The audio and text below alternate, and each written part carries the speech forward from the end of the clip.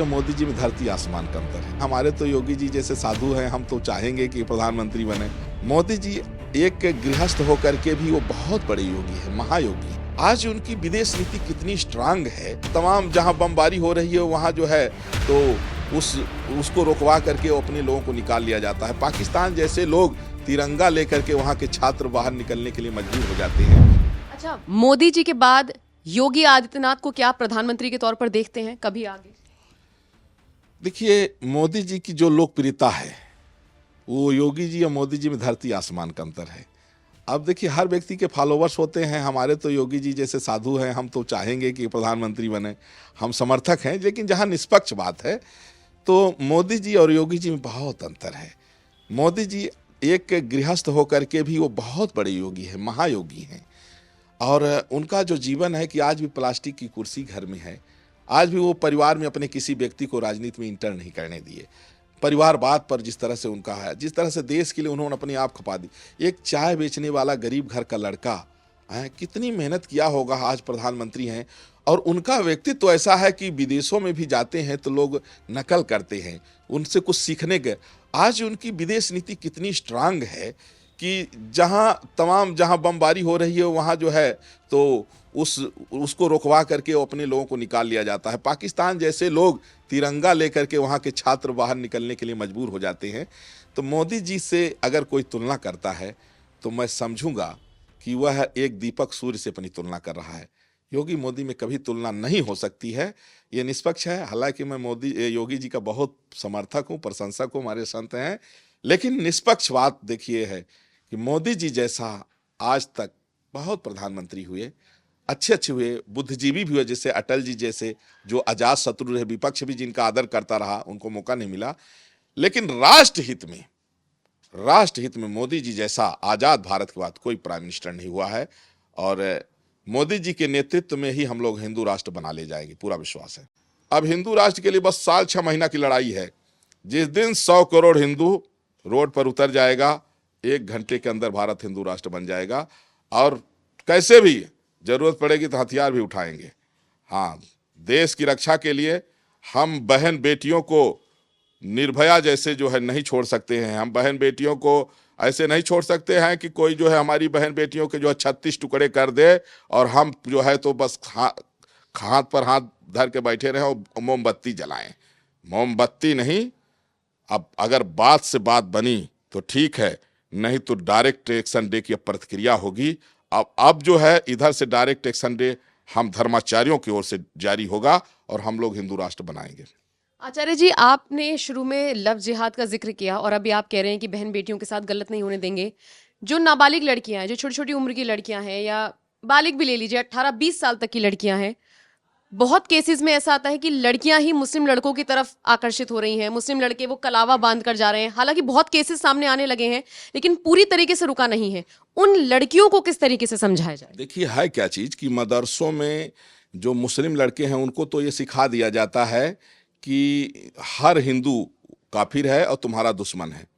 उनको शुरू में सारा रोड मैप बचपन से ब्रेन वॉश करा दिया जाता है। लेकिन हमारे यहाँ हमारे यहाँ अहिंसा की शिक्षा है। हमारे यहाँ भाई कि सबका सम्मान करो। तो हमारे बच्चों में नफरत जैसी बातें नहीं हैं।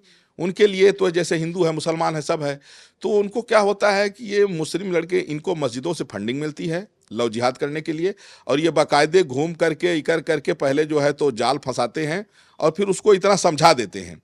गरीब बच्चियों को फंसाएंगे, इतना समझा देंगे, फिर उससे वीडियो जारी करा लेंगे, बयान दिवा देंगे कि हमारे माता पिता से खतरा है, हमने स्वेच्छा से शादी किया है। इसके बाद फिर उसके साथ जब रेप शुरू हो जाता है, तब चूंकि पहले उनकी वीडियो आ चुकी है, पहले उन्होंने लिख पढ़ के दे दिया है कि हमको बाप से खतरा है, फलाना से खतरा, हम स्वेच्छा से आए हैं, और इसके बाद उनको बेच दिया जाता है, उनसे जो है व्यापार कराया जाता है। फिर उनकी दुर्दशा होती है, अंततोगत्वा उनकी मरना ही है, और भी तड़पा के मारा जाता है उनको। तो ऐसे बहन बेटियों को भी जो है सावधान होने की ज़रूरत है। देखिए, हम लोग जो ये सोचते हैं कि सब एक जैसे नहीं हैं। सब एक जैसे होते तो कश्मीर में हिंदू नरसंहार इस तरह से न होता, अकारण हिंदुओं को न मारा जाता, डायरेक्ट एक्शन डे में अकारण हिंदुओं की हत्या न होती। इसलिए हम बच्चों को नहीं बता पा रहे हैं। और चूंकि हम लोग ये चाहते हैं कि बच्चों में नफरत ना आए। हम लोग तो ये है भाई, सबका हितैषी हम हैं। हम तो अहिंसा का ही उपदेश देते हैं। लेकिन हाँ, आत्मरक्षा के लिए आवश्यक है कि लोगों को बताया जाए कि ये होना चाहिए कि जैसे गुड गुड टच और बैड टच, है ना?